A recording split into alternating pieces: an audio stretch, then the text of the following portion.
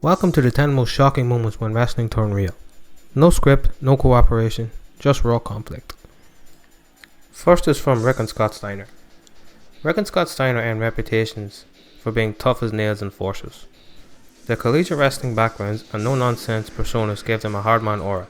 Few dared to step up to them. Rick Steiner was known to go on a mini rampage in WCW's later years, testing up-and-comers like Kwee, Conan, Hugh Morris, and Lash LaRue without any backlash.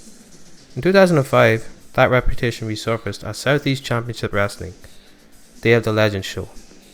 The match was Rick Steiner and Eric Stevens versus Dustin Rhodes and Wardell Walker. Steiner immediately took it upon himself to rough up Walker, unleashing stiff boots to his face and mouth and trying to physically force him down. That proved to be a miscalculation. Unbeknownst to Steiner, Walker was well versed in amateur wrestling, judo, taekwondo, and submission grappling. Walker easily freed himself, responded with shoot kicks, and transitioned into a front choke to neutralize the veteran. When Steiner attempted a powerbomb from the apron through a table, Walker flatly refused, foiling the spot. That triggered Rick and Dustin to brawl backstage, leaving Walker and Stevens to salvage the match on their own. Eventually, Rick and Rhodes returned to close things out while Walker and Stevens exited quietly to the locker room. After the match, Steiner reportedly shrugged it off, saying he just wanted to rough up the kid a little bit, and never anticipated the retaliation from Walker, who clearly held his own. Remarkably, they crossed paths again at another independent show in 2007, and another altercation reportedly erupted, this time prompting police involvement. Next is Bob Holly and Rene Dupree. Hardcore Holly has widely regarded in the wrestling industry as being a hard-nosed locker room enforcer. However, one incident went well beyond working stiff. It was a violent premeditated attack on Rene Dupree during a November 21, 2004 house show in New York.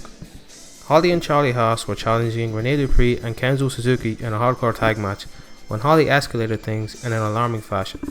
According to multiple reports, Holly began delivering stiff face locks, legitimate punches and kicks, then smacked Dupree with a full chair shot to the head. Dupree fled the ring and eventually the match. The matter just wasn't a heat of the moment. Holly later admitted he warned Dupree ahead of time that he intended to teach him a lesson born of personal frustration. Dupree had been driving Holly's rental car, incurred a ticket, and allegedly failed to inform or reimburse Hardcore Holly.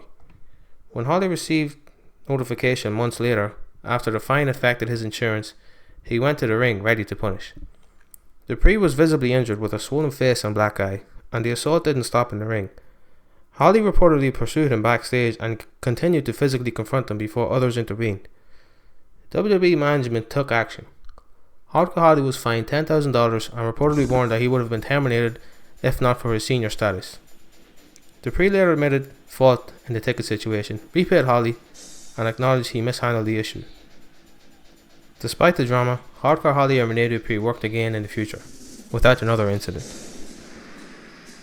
Next is Braun Strowman and Brock Lesnar from the 2018 Royal Rumble. During the triple threat match for the Universal Championship featuring Lesnar, Roman, and Kane, Braun Strowman delivered a particularly stiff knee to the side of Lesnar's head. According to multiple observers and video clips, that shot landed too hard, and Brock responded immediately. Lesnar unleashed two legit right-hand punches, first to Strowman's midsection, then firmly to the side of his head. The accurate strikes seemed like a deliberate message: don't be too rough with the beast. Despite the force, Strowman absorbed the blow and continued working the rest of the match, keeping things professional.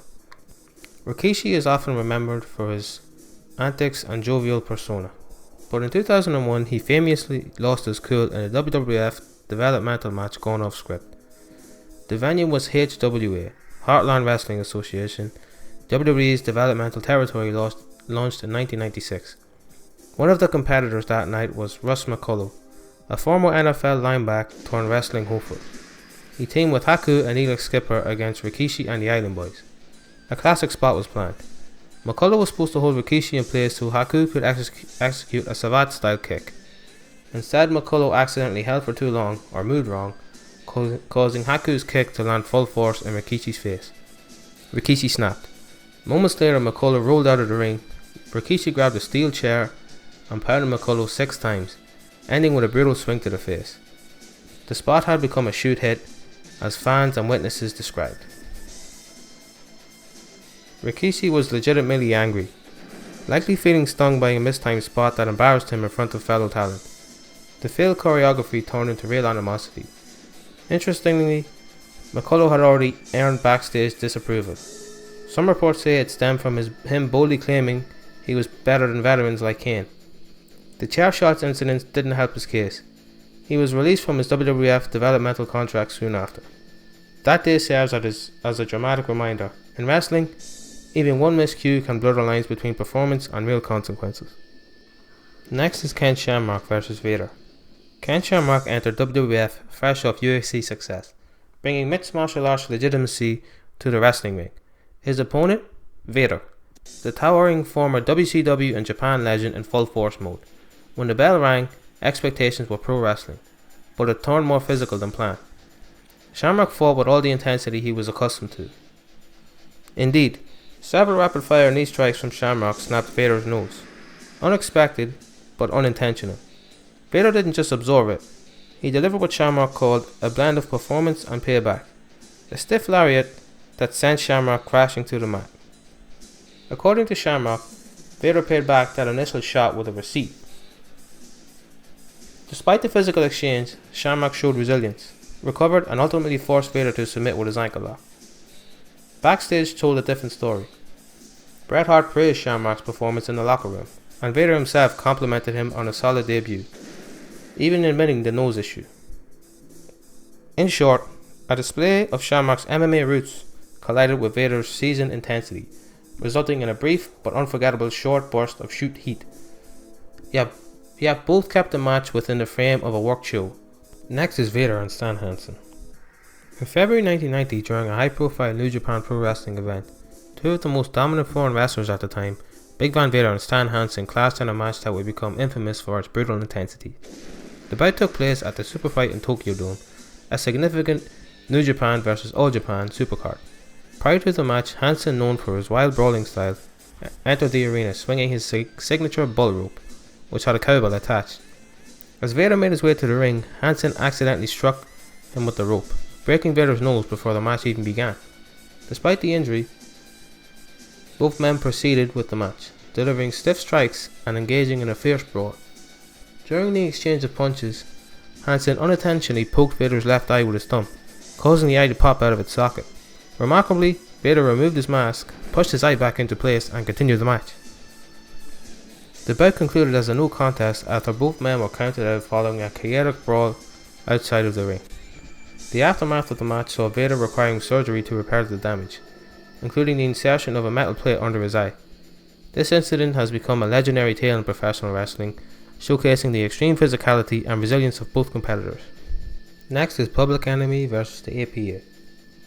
In a memorable episode of WWF Sunday Night Heat on March 7, 1999, the Public Enemy, Rocco Rock and Johnny Grunge faced the APA, consisting of Bradshaw and Farouk. What was intended to be a standard tag team match escalated quickly into a real-life confrontation. According to JBL, the tension began when the Public Enemy refused to perform a planned table spot, a key element of the match's finish. Without alternative suggestion, the APA decided to take the table to them, leading to a series of stiff chair shots, power bombs, and intense strikes that left the Public Enemy overwhelmed. Referee Jimmy Corderas recalled the match as a beating, noting that the APA's aggression was palpable from the moment they entered the ring. Despite the physical nature of the bout, the Public Enemy reportedly shook hands with their opponents afterwards and thanked them for the match. However, this incident highlighted the challenges the Public Enemy face in adapting to WWE's style and culture, contributing to their relatively short tenure with the company. Next is Kurt Angle and Daniel Puder. On November 4, 2004, during a live episode of WWE SmackDown, an unscripted incident unfolded between Olympic gold medalist Kurt Angle and WWE Tough Enough contestant Daniel Puder that would become one of the most talked about moments in wrestling history. The segment began with Angle issuing a challenge to the Tough Enough finalists following a squat thrust competition. Angle had already taken down the Tough Enough contestant, breaking his ribs and tapping him out with a neck crank. Afterwards, Angle extended the challenge to one of the remaining contestants, Daniel Puder, an accomplished mixed martial artist with a professional fight under his belt. Puder accepted. Once the match began, Angle took Puder down, but Puder swiftly transitioned into a Kimura lock, a submission hold targeting the shoulder and the elbow. Angle attempted to bridge out, but Pewter maintained the hold. Referee Jimmy Corderas, recognizing the potential danger, counted to 3, ending the match prematurely to prevent a possible injury to Angle. Backstage, the incident caused a stir. Angle was reportedly furious about the situation, feeling that Pewter had taken liberties with him. Pewter, on the other hand, maintained that he was simply applying a legitimate submission hold as trained. The incident led to discussions about the boundaries between scripted wrestling and legitimate combat skills within the WWE. Next is Perry Saturn and Mike Bell.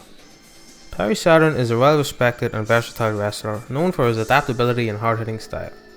In 2001, on an episode of Jacked, he faced Mike Bell.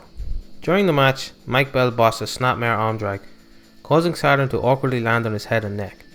The misstep led to Saturn losing his composure and responding with real strikes and aggressive maneuvers, including throwing Bell out of the ring, causing him to land on his head on the safety mat. The match deviated from the scripting performance, shocking both the audience and the commentators. In the aftermath, Saturn underwent a drastic character change. He adopted a bizarre storyline where he became infatuated with a mop named Moppy, believing it to be alive. The eccentric behavior was portrayed as a result of head trauma sustained in previous matches. The storyline, often cited as a punishment for Saturn's actions during the Bell match, was met with mixed reactions from fans and critics. And finally is JBL and the Blue Meanie.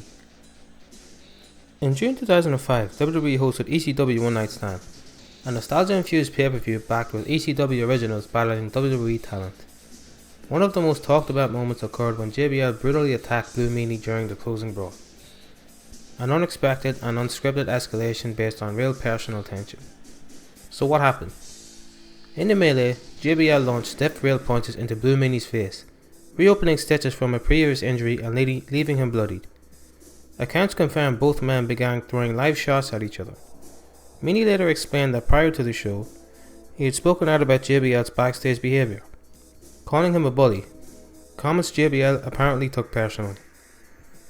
There was a resolution on SmackDown. On the July 7, 2005 episode of SmackDown, Blue Meanie earned a no DQ win over JBL, courtesy of interference from Stevie Richards and Batista. Richards delivered a devastating chair shot to JBL's head that split open his scalp. While many interpret this as payback, Richards later denied intentional malice, expressing remorse for how hard he hit him, even saying he still feels bad about it. Blue Meanie and JBL eventually buried the hatchet. By the following summer, they had openly reconciled, exchanging amicable handshakes backstage and later appearing together on interviews on social media. Meanie reflected on how bitter real-life confrontation became storyline, and ultimately turned into mutual respect and even friendship.